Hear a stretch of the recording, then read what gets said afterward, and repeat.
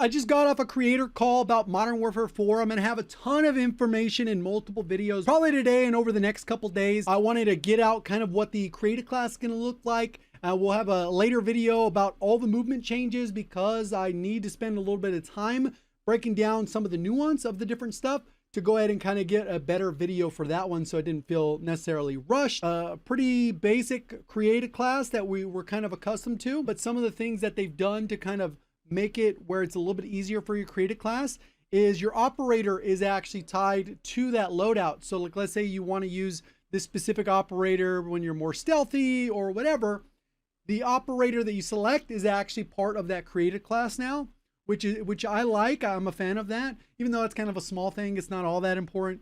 You're still going to get your primary weapon. You're going to get your secondary weapon. You're going to get the dedicated melee, which they didn't really talk about dedicated melee, but in the creative class that we saw, there was dedicated melee slot. And then we have the standard lethal and tactical. So not necessarily a pick 10 or anything like that. It's kind of like what we've seen in MW 2019. But what it looks like with that operator loadout dedicated melee. You're still going to get your field upgrade. And then you're still going to have that basic 3 perk system where these perks are in that silo of perks, perk 2, perk 3, and you kind of go through that. And then in addition to that, in addition to the operator being tied to that creative class, you're also getting the kill streaks tied to those specific classes, which this is something I've wanted them to have for a while, because sometimes what will end up happening, especially with the systems of SBMM that we've had, which we're not going to really talk about because it wasn't talked about in the presentation, because I basically just saw a video of creators that went a couple weeks ago. I guess I got benched. I'm part of the B team. Maybe I said too many things in MW2. I don't know. But regardless of that, the kill streak system is tied to that loadout. And the point I was making is sometimes you'll get into a match and you're like, dang, this thing is going to be sweaty. I'm not going to be able to get my good streaks because they're too high. I'm going to die too much. So then you're like, damn, I'm just kind of stuck with these. Or the opposite, and you're like, dang, this is a good lobby. I wish I put on my good streaks. And it's kind of one of those things where you'll be able to have specific creative classes tied to that. I would imagine that maybe you can even modify those things in game, that, you know, because we've been able to modify things in game as part of our creative class. I don't know what tools we'll be able to do that, if it'll just be able to do the gun, or you'll be able to change these things as well. But that was included in that. There's no weapon platform, so they did away with the MW2 system where you had to use this gun to unlock this gun, to unlock these attachments for this other gun. That got scrapped. It was a bad system. I don't know how they didn't foresee that the first time, but you know, they live and learn. They solved that. There's no weapon tuning. It wasn't even mentioned at all, even for an optic, which I was a fan of for the optic tuning. But there's some systems at play that when we get into our FOV changes and movement video, that you guys will want to tune into that, because there's some significant changes that I think will help in that aspect when it comes to visibility and the optic. It looks like they've gone back to a lot of leveling for weapons. It wasn't really elaborated on and how fast it'll take to level these guns. I saw guns with like 60 plus levels in some instances, even if it was a quick like overview, move on, next screenshot. Which I'm not necessarily a fan of, but we'll see kind of how that plays out. Does look like they do have weapon prestiging, and it's going to function similar to the current BO7 version, where you're going to get a prestige attachment, which they're calling the Apex attachments. And one big distinction between this and the way it currently works and the way some of the other things we've had in the past worked is this is basically a free attachment that modifies the gun in a different way. In some instances, it's really small, and it'll make it so that you could have like 3 throwing knives attached to your sniper rifle. It's like a sniper rifle Apex attachment. And then what'll happen is at close range, you could actually just throw throwing knives, which is a unique to that. And it doesn't cost an extra attachment. You'll be able to still have a 5 attachment sniper in this specific case. In other cases, it works more traditionally like we've been accustomed to, and it'll turn like the M4 into the Hurricane, like the way the attachment configuration works. Another one, it makes it so you get like a super suppressor, which will hide the first hit marker angle. So you know when you get hit directionally, it'll pop up with the little red like semicircle, partial circle.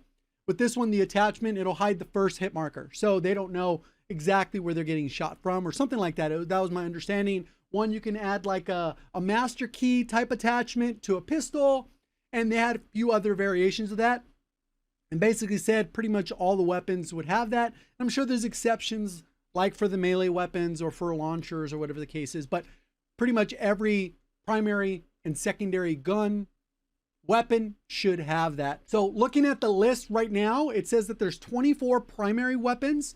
It looks like there's 8 secondaries, and then there's only 1 melee. And looking at the list, it looks like it's like potentially 3 launchers, and then it's like 5 pistols, and something looks like a weird pistol shotgun. I'm not sure exactly what that is. 28 Apex attachments, 17 kill streaks, 11 field upgrades, 11 lethals, 9 tacticals, a lot of which we've seen before. There are some new interesting ones which aren't really important to talk about all that much right now, because it's kind of like just a quick overview of the mode. And then there's going to be 18 perks. Looking at them, you can kind of guess what some of them are. It looks like we get like a hardline. It looks like we get like something similar to Ghost. We do have a ninja that isn't a field upgrade. It actually, like, not dead silence, but it's a ninja. It looks like you get something like overkill, tac mass, you know, the perks that we've seen before. Also, what they've done is they've actually brought back the riot shield, but they've made a significant compromise. They made it a field upgrade. And this particular case, it's going to be destructible.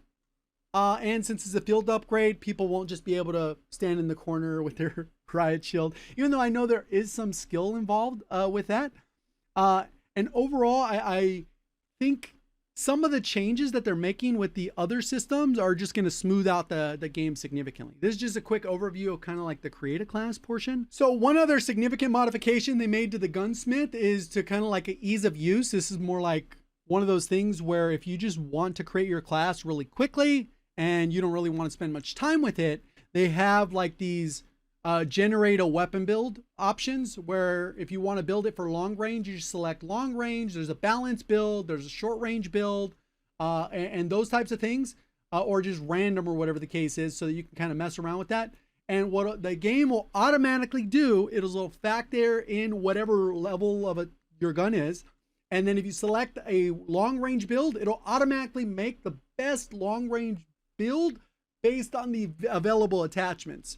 I don't know how good this will be. It'll be something interesting we can do videos on after the game comes out to see how good these builds are compared to what we would consider a quote unquote meta build or optimized build for a long range build. And then also, what does that mean? Long range in terms of Warzone ranges where everything's longer, something like a DMZ where the ranges would be longer, or like multiplayer where they're generally within 40 meters. So we'll have to kind of take a look at those things. I think ease of use is good there.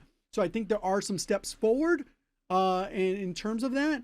But there could be steps back with the number of weapon levels. Because even when I'm looking at the thing here, it looks like one of the guns has 67 levels. The pistol had 34.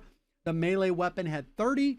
And you know, it's kind of built out like that. That the kill streaks are in fact kill streaks and not score streaks. I don't know if there's a way to modify that. That wasn't mentioned. But overall, pretty straightforward. I will forever be a fan of the pick 10 system. This is not the pick 10 system, but it's a serviceable system. I don't mind the system. I am a little bit on the fence of how the leveling will work. But overall, it seems like a good start of what we're going to have, and it should be pretty streamlined to something we've been used to before, with a halfway between Modern Warfare 2019, MW2, MW3 systems that are part of the Modern Warfare series and just kind of bundled together. We'll kind of see how they work out with the dedicated melee, which has never really been in the Modern Warfare game. So we'll see kind of how that works. I have more videos up soon. See you guys on the next one. Thank you for watching. As always, have a great day.